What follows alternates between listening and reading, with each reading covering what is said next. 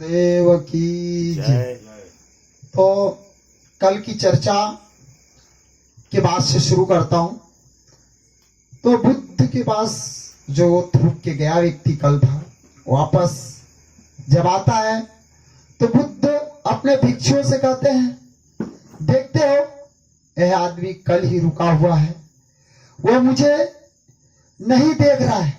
यह 24 घंटे पहले उस आदमी को देख रहा है जिसके ऊपर थूक गया था, या अपने को भी नहीं जान रहा है। जो यह अभी है यह अपने को वही जान रहा है।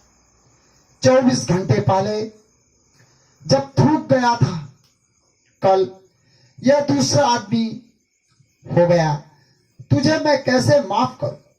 बोले तू वह है ही नहीं जो थूक गया था, क्योंकि थूक जो गया था वह रो नहीं सकता, गलतियों की माफी नहीं मांग सकता, वह आंसू नहीं बहा सकता, वह पैर नहीं पकड़ सकता। जिसने क्रोध किया था वही क्षमा मांगने नहीं आया है, क्योंकि क्षमा मांगने का व्यक्तित्व ही दूसरा है, क्रोध का व्यक्तित्व ही दूसरा है। एक आदमी और दूसरे आदमी में तो भेद है ही।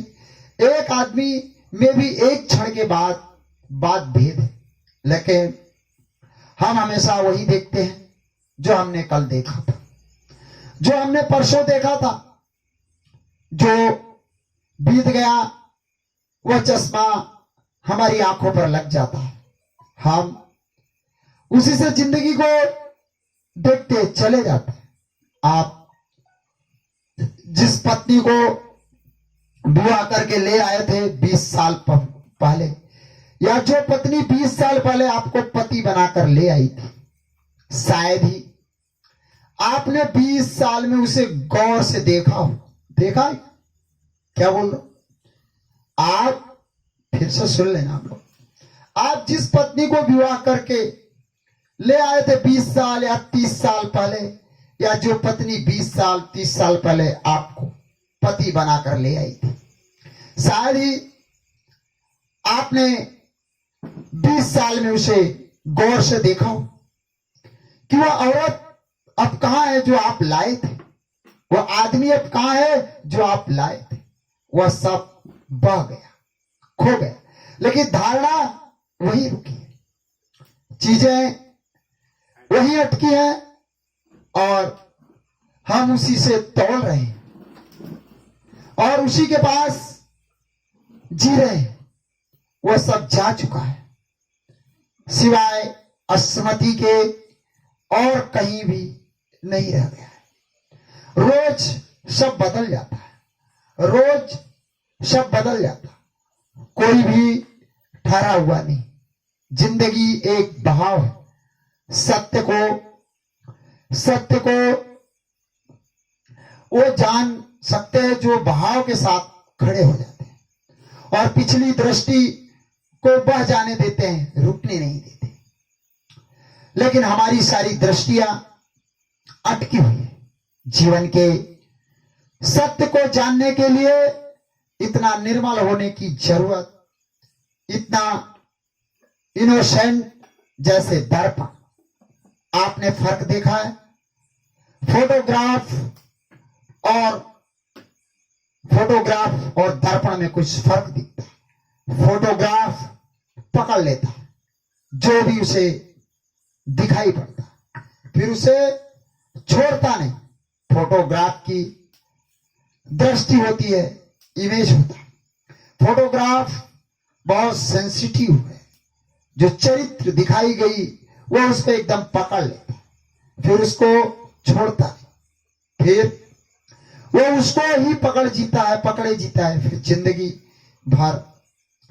अब वो इसी को पकड़े रहेगा। बहुत चित्र निकालोगे, फिर इसके सामने से सूरज उगेंगे और चांद निकलेगा और पक्षी उड़ेंगे, लेकिन नहीं, अब वह नहीं पकड़ेगा। उसने जो पकड़ लिया वह पकड़ लिया। इसलिए फोटोग्राफ दर्पण, फोटोग्राफ मर जाता है, दर्पण मरता नहीं। वह भी देखता है, फोटोग्राफ से भी ज्यादा साफ दिखता है, लेकिन पकड़ता नहीं। चित्र सामने से बीत जाते हैं, दर्पण खाली हो जाता है, फिर नए चित्र आते हैं, उनको देखता है और फिर दर्पण खाली हो जाता है। दर्पण रोज खाली हो जाता है, प्रतिपल खाली हो जाता है। इसलिए रोज फिर से पकड़ने के लिए ताजा हो जाता है। दर्पण रोज दर्शन करता, क्योंकि दर्पण दृष्टि नहीं मानता, दर्पण पकड़ नहीं लेता। हम सब फोटोग्राफ जैसे लोग हैं। हमारा जो माइंड है वो जो पकड़ लेता है तो पकड़ा ही लेता है, फिर उससे छूटता नहीं। और इसलिए हमें सत्य का कभी पता नहीं चलता जो हमने पकड़ रखा है। उसी के माध्यम से हम जिंदगी को देखते रहते हैं, सत्य को जान सकते हैं। वह जो फोटोग्राफ की तरह व्यवहार नहीं करते, खोपड़ी से दर्पण की तरह का व्यवहार लेते हैं, जिनकी आंखें पकड़ती नहीं, खाली है, जिनकी आंखें मिरर लाइक चीजें बदल जाती हैं और आंखें खाली हो जाती। लेकिन यह मुश्किल है बहुत, हम सब अटक जाते हैं। बूढ़ा आदमी बचपन की याद करता रहता है, कहता है वह दिन वह बूढ़ा हो गया, लेकिन स्मृति में वह बच्चा बना रहता है। वह बूढ़ा हो गया लेकिन स्मृति में जवान बना रहता है और उन जगह अटका रहता है जहां वह कभी था, अब वहां नहीं है। अब सब बदल चुका है, सब जा चुका है, सब खो चुका है। नेपोलियन हार गया तो उसे सेंट हेलेना के एक छोटे से द्वीप पर कैद कर दिया गया। सम्राट था तो हाथ में जंजीरें नहीं डाली गई, द्वीप पर कैद कर दिया। द्वीप के बाहर कहीं नहीं जा सकता था। द्वीप पर पहरा था पूरे पर, लेकिन द्वीप के भीतर घूम सकता था, फिर सकता था, जो भी करना हो कर सकता था।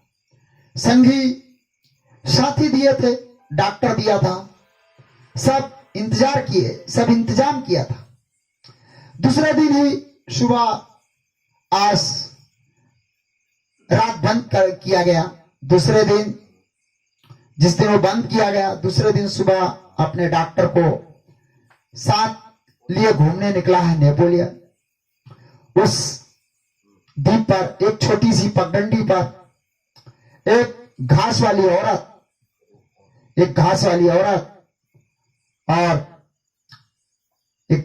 औरत आ रही है। उस पे जब वो घूमने निकला, एक घास वाली औरत घास का गट्ठा लिए चली आती है, रास्ता सकरा। डॉक्टर चिल्लाकर कहता है, आओ घसियारन, हट जाओ वहां से। देखती नहीं कौन आ रहा है, नेपोलियन डॉक्टर को कहता है। फिर नेपोलियन डॉक्टर को कहता है, पागल, तू कल के नेपोलियन का ख्याल कर रहा, अब नेपोलियन को देखकर कोई भी नहीं हटेगा, हटने की कोई जरूरत भी नहीं है। वह वक्त गया जब मैं पहाड़ को कहता कि हट जाओ तो पहाड़ हट जाता, अब हमें हट जाना चाहिए। नेपोलियन पगडंडी से उतर कर नीचे खड़ा हो जाता। वह डॉक्टर कहता है, क्या कहते हो तुम? क्योंकि डॉक्टर को पता नहीं, सब कुछ बदल गया। लेकिन नेपोलियन का माइंड ज्यादा मिरर लाइक मालूम होता है। वह कहता है, वह बात गई, अब घास वाली के लिए मुझे हट जाना चाहिए। वह वक्त गया जब मैं सम्राटों को, उसने बोला, वह वक्त गया जब मैं सम्राटों को कहता कि हट जाओ। यह दिमाग यह चित्त की बात जैसे पीछे सब कुछ गया, अब नहीं है कुछ। अब हम चीजों को फिर सीधा साफ देख सकते हैं। सत्य कोई ऐसी चीज नहीं है कि कहीं रखी और आप चले जाएंगे और देख लेंगे। हम भूल में मत पड़ना। सत्य है पूरे जीवन का सतत अनुभव। सत्य कोई ऐसी चीज नहीं है कि कहीं हम गए, उठाया पर्दा और दर्शन कर लिया। सत्य का अर्थ है पूरे जीवन का सार संक्षेप। सत्य का अर्थ है पूरे जीवन की अनुभूति की उपलब्धि, और पूरे जीवन की अनुभूति की उपलब्धि बहुत डायनेमिक है, स्टैटिक नहीं है। रोज रोज जानना पड़ता है, रोज रोज भूल जाना पड़ता है, रोज रोज जानते जानते एक क्षण ऐसा आता है कि जीवन के प्रत्येक का बोध हो जाता है कि क्या है जीवन। लेकिन उस जीवन के प्रत्येक के बोध के लिए जरूरी है कि हम जीवन के साथ हों। हम हमेशा जीवन से पीछे होते हैं, हम स्मृति में होते हैं, जीवन सदा आगे होता है। सुकरात एक संत हुआ, यूनान में। सुकरात मरने के करीब था, उसको जहर दिया जा रहा था। आप जिस आदमी को जहर मिल रहा है, अगर आपको जहर मिल रहा होता तो आप क्या सोचते, क्या करते? आप पड़े हुए हैं खाट पर और जहर तैयार किया जा रहा है, बस आधी घड़ी में जहर आपको दे दिया जाएगा। आप क्या सोचते उस वक्त? सोचते बचपन की, सोचते जवानी की, सोचते मित्रों की, सोचते उस सब की जो था। बहुत घबराते कि सब छूट जाएगा, सब छूट जाएगा। गया मैं, मरा मैं, अब जिंदगी हाथ से गई। लेकिन सुकरात मित्र रो रहे हैं उसके पास बैठकर, उनकी आंखों से आंसू बंद नहीं होते। तो सुकरात कहता है, किसके लिए रोते हो, किसके लिए रोते हो? तो वे कहते हैं कि तुम्हारे लिए। सुकरात ने कहा कि जो मैं था, जिसके लिए तुम रोते हो, वह तो कभी का जा चुका, वह अब मरेगा नहीं, वह तो मर ही चुका, वह तो अब है ही नहीं। तुम्हारी जो स्मृतियां हैं मेरे संबंध में, वह तो कभी का खो चुका आदमी। और सुकरात उठकर बाहर जाता है और जहर पीसने वाले से पूछता है, कितनी देर और? तो जहर वाला कहता है, पागल हो गए, मैं तुम्हारी वजह से धीरे धीरे पीस रहा हूं कि इतना अच्छा आदमी थोड़ी देर और जी ले। तुम क्यों बार बार पूछते हो, तुम्हारा मतलब क्या? तो सुकरात कहता है कि मैं तो जानने को आतुर हूं कि मौत क्या है।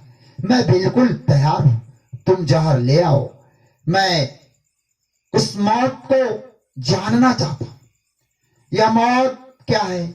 मेरा मन बिल्कुल तैयार है, मेरा मन बिल्कुल खाली है, मेरे मन में कुछ भी नहीं है।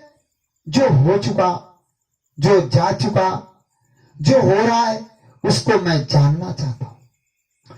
तो जल्दी जहर ले आओ, मैं जान लूं क्या मौत क्या। अब ऐसा आदमी कभी मर नहीं सकता जो मौत के सत्य को जानने के लिए भी इतनी तैयारी दिखलाता है।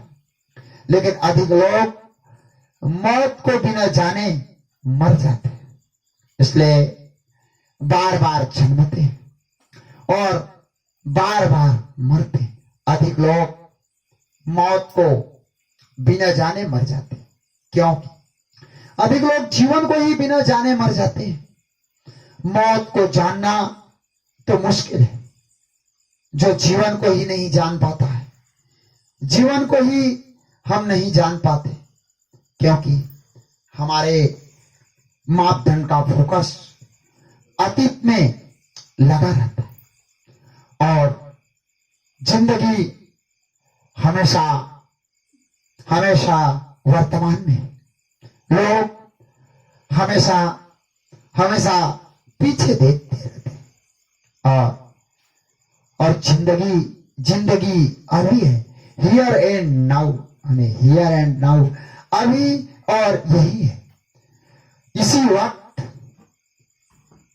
हाँ, जब बीत जाएगा यह क्षण, तब हम फिर इस पर फोकस लगा लेंगे। अभी आप मुझे सुन रहे हैं, तब आप और बातें सोच रहे होंगे और मैं बोलकर बंद चुप हो जाऊंगा कि मैंने जो बोला वो आप सोचना शुरू कर देंगे। यह अजीब सा मामला है। तब आप, जब मैं बोल रहा था तब कुछ और सोच रहे थे कि आदमी जो बोल रहा है गीता से मेल खाता है कि नहीं, यह आदमी जो बोल रहा है धर्म से पक्ष में, धर्म के पक्ष में है कि विपक्ष में। सोचोगे ये व्यक्ति जो बोल रहा है यह ठीक है कि गलत, यह सब आप सोच रहे थे।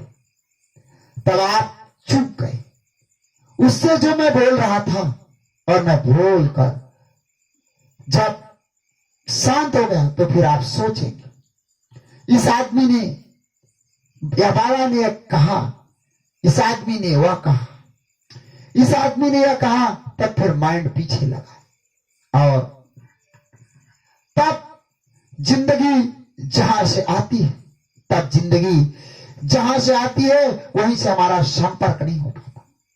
हम अतीत में अटके रह जाते हैं और जिंदगी अभी है, ऐसा जीवन भर चलता है। हम जीवन भर चूक जाते हैं और नहीं जान पाते कि सत्य क्या है।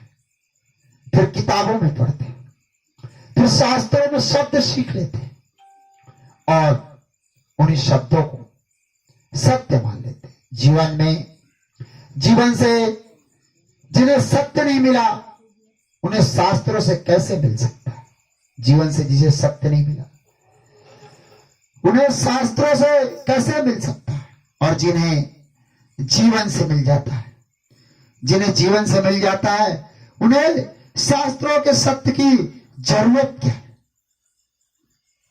इतना विराट जीवन, इतना विराट जीवन हमें सत्य नहीं दिखता, इतना विराट जीवन हमें सत्य नहीं दिखा पाता, तो किताबें आदमी की हमें सत्य दिखा देंगी।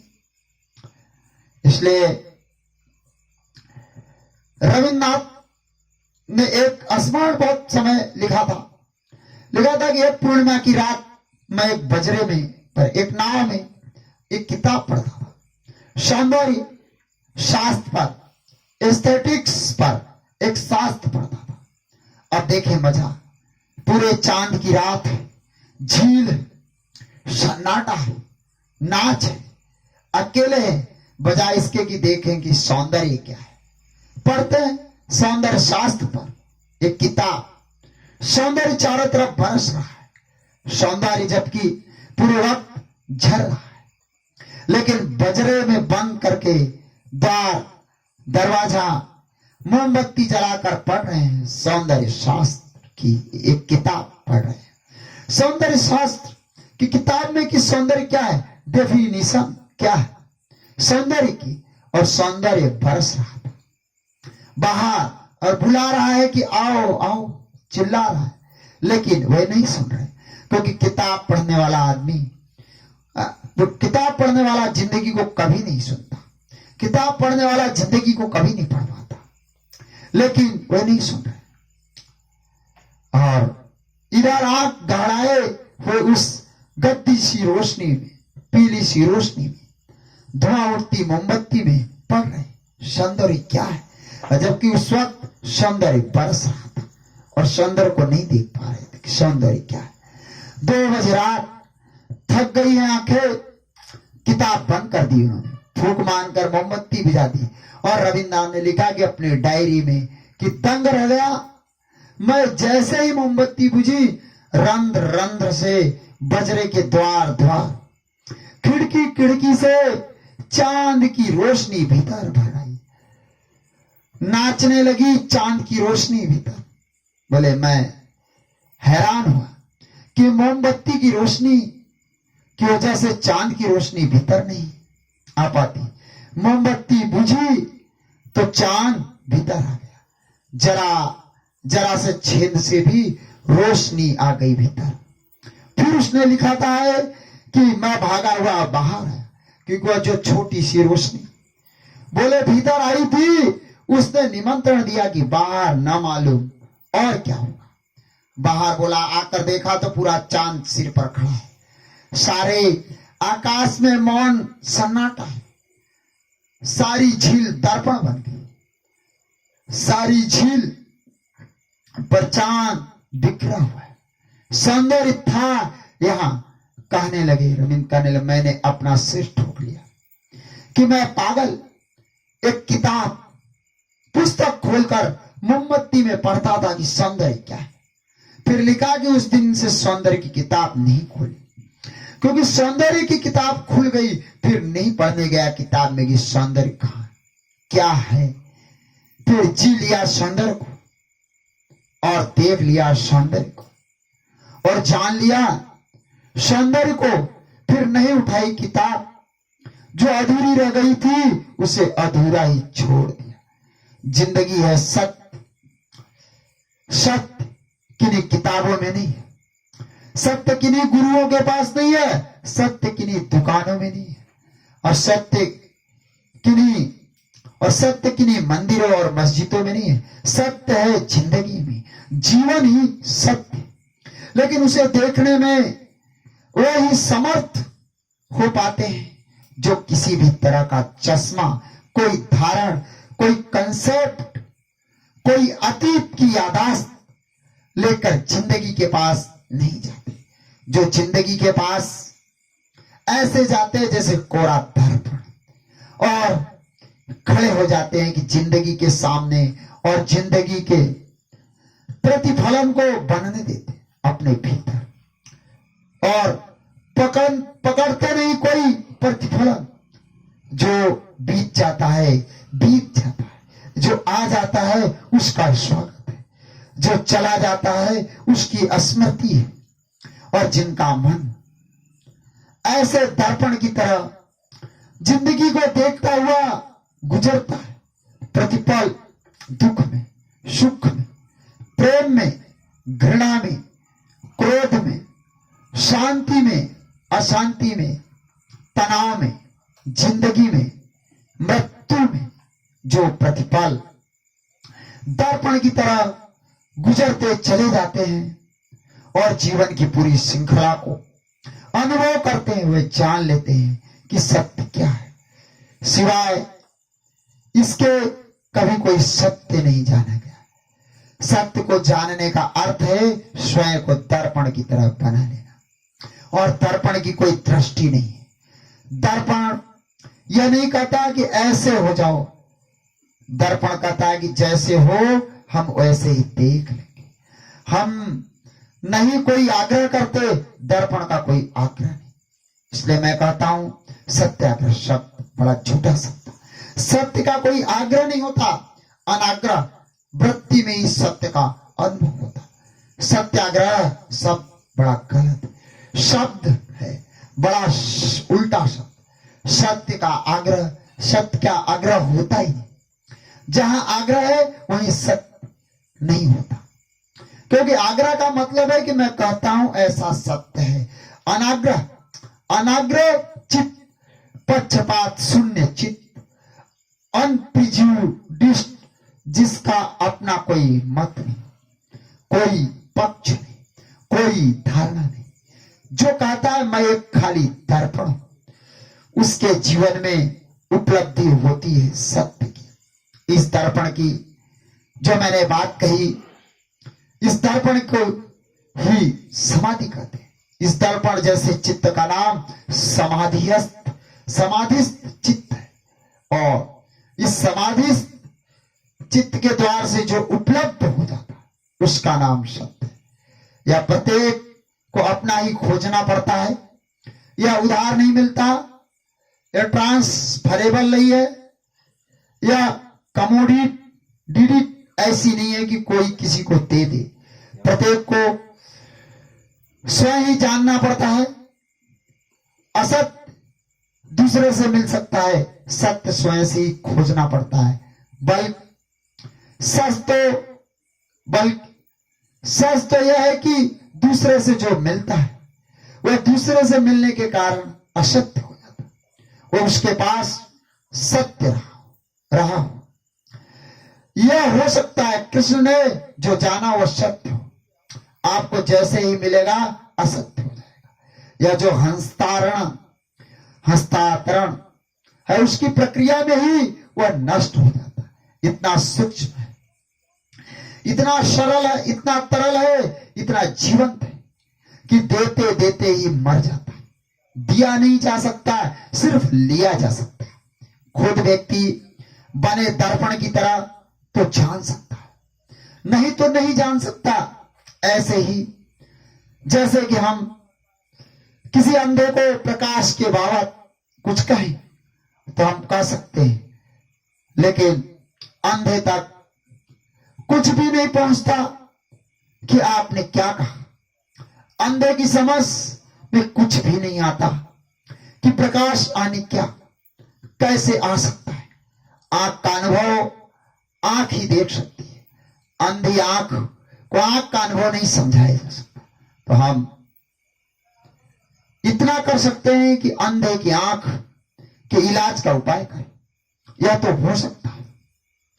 आंख वाले अंधे के लिए सहयोगी हो सकते हैं इलाज की दिशा में, लेकिन प्रकाश का ज्ञान देने की दिशा में सहयोगी नहीं हो सकते। इसलिए बुद्ध ने एक अद्भुत बात कही। बुद्ध ने कहा, मैं कोई उपदेशक नहीं हूं, एक उपचारक हूं, एक वैद्य हूं। इसलिए बुद्ध से कोई पूछने आता कि सत्य क्या है तो कहते ये मत पूछो। बोले क्योंकि यह तो कहा नहीं जा सकता, और कहा भी जाए तो समझा नहीं जा सकता, और समझ भी लिया जाए तो हमेशा गलत समझ लिया जाता है। तुम यह मत पूछो कि सत्य क्या है, तुम तो यह पूछो कि आंख क्या है जिससे सत्य जाना जाता है। इसलिए जब मुझे आज कहा कि सत्य की खोज पर कहूं, तो सत्य की कोई खोज नहीं होती, आंख की खोज होती है। प्रकाश की खोज नहीं होती, आंख की खोज होती है। आंख की है तो प्रकाश ही, आंख नहीं है तो प्रकाश नहीं है। होगा प्रकाश, लेकिन जिसके पास आंख नहीं है उसके लिए प्रकाश का क्या मतलब है सारी दुनिया में। उसके लिए प्रकाश का कोई मतलब नहीं है सारी दुनिया, जिसके पास आंख नहीं। कहें कि प्रकाश है और मेरे पास आंख नहीं है, सुनूंगा लेकिन कोई अर्थ नहीं रहती है बात। वह बात इतनी कठिनाई है अंधे आदमी को, जिसकी हम कल्पना नहीं कर सकते, क्योंकि हम अंधे नहीं। अंधे आदमी को प्रकाश तो बहुत दूर, अंधेरा भी दिखाई नहीं पड़ता। अंधेरा देखने के लिए भी आंख चाहिए, अंधेरा भी आंख का अनुभव है। अंधे आदमी को अंधेरा भी नहीं दिखता। आप यह मत सोचना कि अंधा आदमी अंधेरे में रहता है, अंधेरा भी प्रकाश का ही अनुभव है। जिसको प्रकाश दिखता है उसी को अंधेरा भी दिखता है। अंधे आदमी को अंधेरे का भी कोई पता नहीं, क्योंकि पता होने के लिए आंख चाहिए, अंधेरे के पता होने के लिए भी आंख चाहिए। तो जिस अंधेरे का भी पता नहीं है उसे प्रकाश का क्या हम ज्ञान दे सकते हैं? अगर हम उससे यह कहे कि अंधेरे से उल्टा, तो भी कोई मतलब नहीं है, क्योंकि उसे अंधेरे का ही पता नहीं है कि अंधेरा क्या। तो जब हम सुनते हैं उन लोगों की बातें जो कहते हैं कि परमात्मा असीम है, हमें सीमा का ही अनुभव नहीं, असीम का क्या अनुभव होगा। वो कहते हैं परमात्मा ज्योतिर्मय, परमात्मा परम चैतन्य, हमें पदार्थ का ही अनुभव नहीं है, हमें परम चैतन्य का क्या अनुभव होगा। वह कहते हैं परमात्मा परम जीवन है, हमें मृत्यु तक का पता नहीं, परम जीवन का हमें क्या पता होगा। शब्द रह जाते थोथे, शब्द रह जाते थोती, चली हुई कारतूस जैसे होती है, कोई जान नहीं, बस दिखती है कारतूस, वैसे सब हमारे हाथ में रह जाते हैं थोथे, बेईमानी। उन्हीं शब्दों को लेकर हम लड़ते झगड़ते रहते हैं और सोचते हैं कुछ निर्णय हो जाएगा। कितने ही अंधे आपस में लड़े और तय करें, प्रकाश का कोई निर्णय नहीं होता। आंख खुलनी चाहिए और आंख मिरर लाइक माइंड, एक दर्पण जैसा चित्त, वह है आंख सत्य के लिए। और जिसकी आंख खुल जाती है वह जान लेता है और जानते ही जीवन दूसरा हो जाता है। सत्य को जानते ही जीवन सत्य हो जाता है, सत्य को बिना जाने जीवन असत्य रहता है, चाहे हम कितने उपाय करें। इसलिए मैं कहता हूं कि सत्य को पाने के लिए आपका जीवन बदलना व्यर्थ है। आप जीवन बदल ही नहीं सकते सत्य को पाए बिना। सत्य को पाने से जीवन बदलता है, जीवन की बदलाहट से सत्य नहीं मिलता, सत्य के मिलने से जीवन बदलता है। और जो आदमी सत्य को बिना पाए जीवन को बदलने की कोशिश में लगता है, वह कितना ही जीवन को बदले, वह जीवन भी असत्य जीवन ही होता है। अगर वह प्रेम भी प्रकट करे तो असत्य होगा, अगर वह अहिंसक भी बन जाए तो भीतर हिंसा होगी, अगर वह प्रेमी भी बन जाए तो पीछे वासना होगी, अगर वह ब्रह्मचर्य भी साधे तो चित्त में सेक्स काम